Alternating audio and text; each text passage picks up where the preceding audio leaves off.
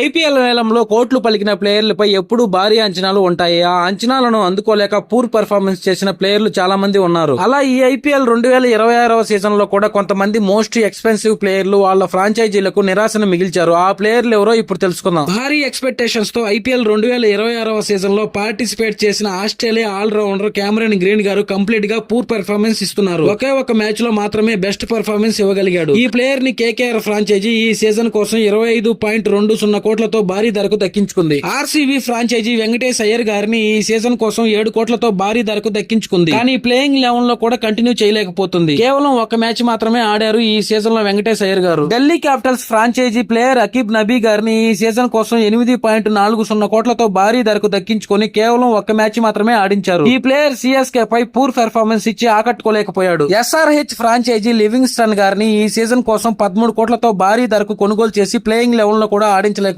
కేవలం ఒకే ఒక మ్యాచ్ మాత్రమే ఆడారు ఈ సీజన్ లో ఈ ప్లేయర్. ఐపీఎల్ 2026వ సీజన్ కోసం సిఎస్కే ఫ్రాంచైజీ వారు కార్తిక్ శర్మ గారిని, ప్రశాంత్ వీర్ గారిని ఒక్కొక్కరిని 14.20 కోట్లకు దక్కించుకుంది. అయితే ఈ ఇద్దరిలో కార్తిక్ శర్మ గారు పూర్ పర్ఫార్మెన్స్ ఇవ్వగా ప్రశాంత్ వీర్ గారు పర్వాలేదనిపించారు. ఇలా ఈ ఐపీఎల్ 2026వ సీజన్ కోసం భారీ ధరకు కొనుగోలు చేసిన ఈ ప్లేయర్ల వల్ల ఆ ఫ్రాంచైజీలకు ఉపయోగం లేకుండా పోయింది.